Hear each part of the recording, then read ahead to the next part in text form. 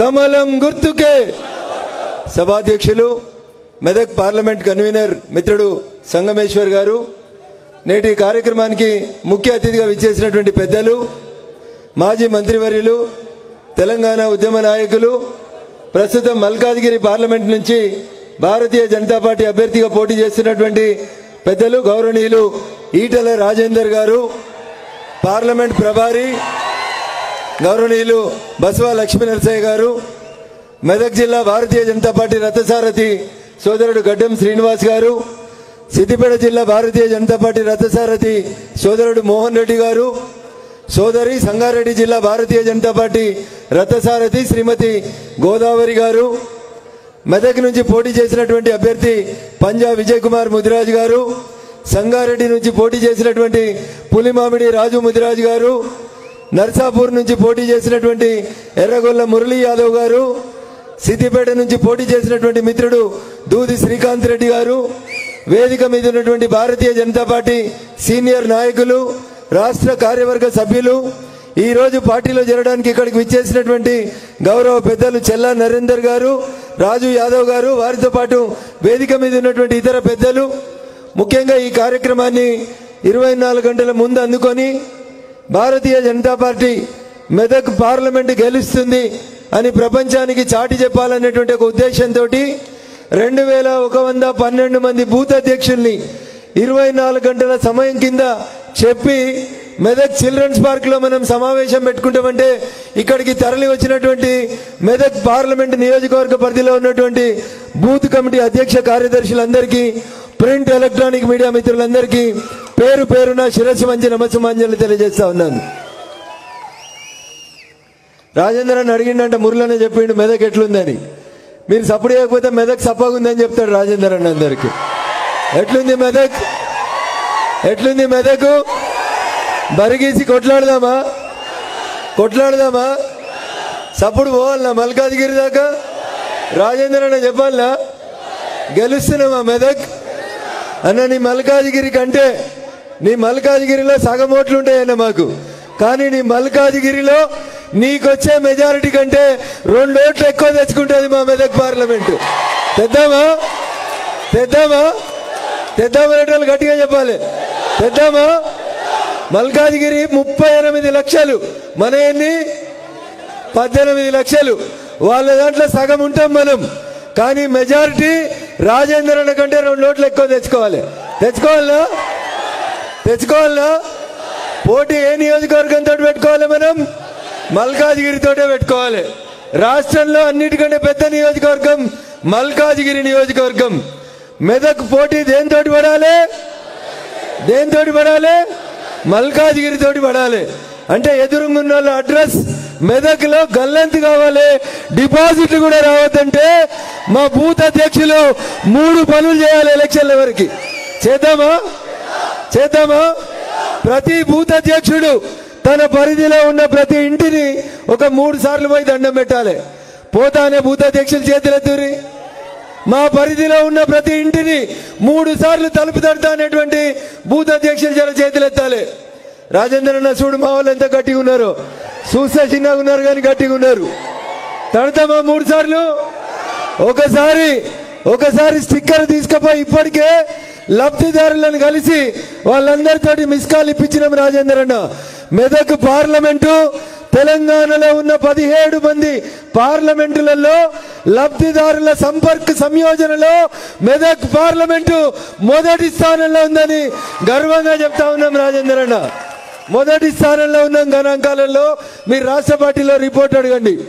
ఇప్పటికే ప్రతి లబ్ధిదారుని ఇంటికి పోయి వారి డోర్కి ఒక స్టిక్కర్ అతికిచ్చి ఇది నరేంద్ర మోడీ గారి నుంచి మీ ఇంటికి లబ్ధి చేకూరుతుంది అని మీరందరూ కలిసి చెప్పిరా చెప్పలేదా? చెప్పినామా చెప్పలేదా? ప్రతి ఇంటికి స్టిక్కర్ వేసినామా వేయలేదా? ఏమొస్తుంది ప్రజల నుంచి స్పందన?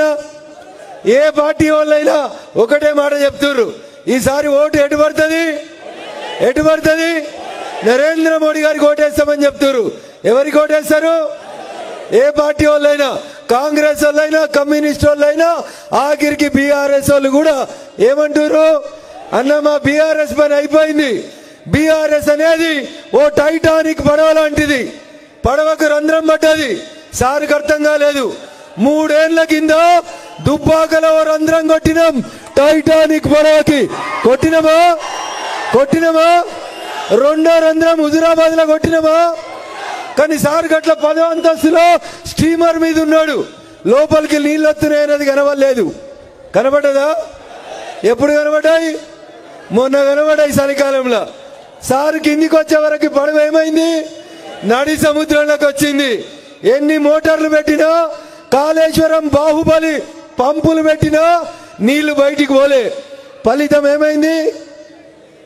ఫలితం ఒకటి ఉండే అని చెప్పుకుందాం ఇంగ్లీష్ సినిమాల్లో. 500 ఏళ్ల కింద ఓ పడవ నడి సముద్రంలో మునిగింది. ఏంది దాని పేరు? ఇవాళ తెలంగాణ రాష్ట్ర రాజకీయాల్లో పార్లమెంట్ ఎన్నికల తర్వాత మునిగిపోయే పడవ ఏం పడవ? టిఆర్ఎస్ మునుగుతుందా? టిఆర్ఎస్ బీఆర్ఎస్ అయినప్పుడే దానికి ప్రజలు సిఆర్ఎస్ ఇచ్చిరు, కంపల్సరీ రిటైర్మెంట్ స్కీమ్ ఇచ్చి. సారు చంద్రశేఖర్ రావు గారు నువ్వు పోయి ఫామ్ హౌస్ లో కూర్చో అని చెప్పిర్రా చెప్పలేదా? మెదక్లో ఓడిపోయిరా లేదా? రేపు మళ్ళా మెదక్లో ఎవరు గెలుస్తారు? గెలవాలంటే ఏం చేయాలి? ప్రతి ఇంటికి పోయి దండం పెట్టాలి. అని ఆయన బీఆర్ఎస్ అయినా నేను పోను అనొద్దు అంటారా? అట్లా పోరా? బీఆర్ఎస్ సర్పంచ్లు కూడా మనకు చేస్తామని చెప్తున్నారు. ఎందుకంటే ఒక్కొక్క సర్పంచ్కి వాళ్ళ 5 సంవత్సరాల టెన్యూర్ పూర్తయ్యేసరికి రాష్ట్ర ప్రభుత్వం నుంచి 5 లక్షలు, 10 లక్షలు, 20 లక్షలు బిల్లులు రాక సర్పంచులు ఉపాధి హామీ కూలీలుగా మారిన ఒకే ఒక రాష్ట్రం బంగారు తెలంగాణ అని చెప్పే తెలంగాణ రాష్ట్రం తప్ప ఇంకొకటి కాదు. అందుకని టిఆర్ఎస్ సర్పంచులకు కూడా ఇందాకున్నది. కానీ ఇలా బీఆర్ఎస్ పార్టీ మెదక్ నుంచి ఎవరు పోటీ చేస్తారో మీకు అందరికీ తెలుసు. తెలంగాణ ఉద్యమం పుట్టిన గడ్డ మెదక్ జిల్లా. జై తెలంగాణ అని గట్టిగా మాట్లాడిన గడ్డ సిద్దిపేట గడ్డ. కానీ మెదక్ పార్లమెంట్కి వెళ్ళి టిఆర్ఎస్ పార్టీకి వెళ్ళి పోటీ చేసేందుకు ఒక్కడంటే ఒక్కడు జై తెలంగాణ అన్నాడు. దొరికిండా? పక్క జిల్లాకి వెళ్ళి తెచ్చుకోలేదా? 610 జీవో అమలు కావాలా వద్దా? కావాలంటే అల్లుడు హరీష్ కి మెదక్ ఏం సంబంధం అని అడగాలా వద్దా? మొన్న మెదక్ అసెంబ్లీ అడిగింది, నేను దత్తత తీసుకుంటా అన్నాడు. నువ్వు దత్తత వద్దు సారు, ఈడిగా సిద్దిపేట నాశనం చేసినావు, నేను మొత్తానికే మెదక్కి వెళ్ళి పంపిస్తాడు మా రఘునందన్ అని చెప్పారు. చెప్పాలా వద్దా? జనముతోటి గెలవలేమని, ధనముతోటి గెలుద్దామని సూట్ కేసులు ఉన్నాయని తెచ్చుకొని ఈడ క్యాండిడేట్ గా పెట్టుకున్నారు. ఎందుకు మెదక్ జిల్లాలో ఒక్కడు లేడా? టిఆర్ఎస్కి వెళ్ళి జై తెలంగాణ అన్నాడు ఒక్కడు లేడా? మెదకు కంపల్సరీ గెలుతుందా? గెలిచేది ఉంటే కార్యకర్తకి ఇవ్వాలి కదా, ఇవ్వాలా వద్దా? పైసలు ఉండడానికి ఇచ్చిరంటే అర్థమైంది. గెలుతారనా ఓడిపోతారనా? ఓట్లను కొందామని వస్తున్నాడు హరీష్. కొననిద్దామా? తప్పు జరగనిద్దామా? అడ్డుకుందామా వద్దా? డబ్బులు వంచితే బగాయించాలా వద్దా? ఎక్కడికక్కడ ఉరికిచ్చి కొట్టాలి. కొడదామా వద్దా? ప్రజాస్వామ్యం బతకాలంటే, డాక్టర్ బిఆర్ అంబేద్కర్ కలలు కన్నా ప్రజాస్వామ్యం బతకాలంటే పైసలు వంచడం ఎక్కడికక్కడ బగాయించాలి. బగాయించామా వద్దా? పైసలు వంచనిస్తారా? ఎట్టి పరిస్థితులలో కూడా జరగొద్దు. గత 10 సంవత్సరాలుగా ప్రభుత్వ ఉద్యోగులని పోలీసు వాళ్ళని అడ్డం పెట్టుకొని ఊర్లలో డిఆర్డిఏ సర్ఫ్ ఉద్యోగులతోటి పైసలు వంచి సిద్దిపేటలో నాకు తిరుగులేదని చెప్తుండే హరీష్ రావు అనేటోడు. మొన్న సిద్దిపేటలో హరీష్ రావుకి 1,05,000 ఓట్లు వస్తే ఆయనకు వ్యతిరేకంగా వచ్చిన ఓట్లు 80,000 ఓట్లు ఆయనకు వ్యతిరేకంగా వచ్చినాయి. ఎన్ని వచ్చినాయి? ఇలా మనం చెప్పాలి, సిద్దిపేటకెళ్ళి హరీష్ రావును బీట్ చేసేటువంటి ఓట్లు ఏ పార్టీకి వస్తాయి? ఆయన అసెంబ్లీకి పోటీ చేస్తే 4 రోజులు నియోజకవర్గానికి రాలే. కానీ ఇలా మెదక్ పార్లమెంట్కి ఎన్నికలు అవుతుంటే రఘునందన్ సిద్దిపేటలో తిరుగుతుంటే హరీష్ రావు కాళ్ళ కింద భూమి కదులుతుంది. సిద్దిపేటలో ఓట్లు తగ్గుతాయని భయపట్టి రోజు వచ్చి సిద్దిపేటలో కూర్చుంటున్నాడు. రోజు 10,000 మందికి టెలిఫోన్ కాన్ఫరెన్స్ కాల్ పెట్టి ఇది నా గడ్డ, నన్ను కాపాడుండ్రి, రఘునందన్ కంటే ఒక్క ఓటు తక్కువ వచ్చినా వాడు నన్ను తన్ని కరీంనగర్ కొడతాడని దండం పెట్టుకుంటూ తిరుగుతున్నాడు. 610 జీవో అమలు చేయాలన్నా వద్దా? 317 జీవో తెచ్చి సిద్దిపేట టీచర్లని నారాయణ ఖేడ్కు పంపిన హరీష్ అన్నట్టు ఆయనను సిద్దిపేటకి వెళ్ళి కరీంనగర్ పంపాలన్నా వద్దా? పంపాలన్నా వద్దా? ఎవరి చేతులు ఉంది అది? ఎవరి చేతిలో? మీ చేతులు ఉంది. సిద్దిపేటలో అసెంబ్లీ ఎన్నికల్లో హరీష్ రావుకి వచ్చిన దానికంటే 4 ఓట్లు ఎక్కువ తెచ్చుకుంటే ఆయన్నే సిద్దిపేట ఇడిచిపెట్టి పోతాడు. పంపాలన్నా వద్దా? ఏం చేస్తారు శ్రీకాంత్ గారు? పంపుతురా ఉంచుకుంటురా? పంపుతారా? మోహన్ రెడ్డి గారు పంపుతారా ఉంచుతారా? గట్టిగా చెప్పాలి. పంపుదామా ఉంచుదామా?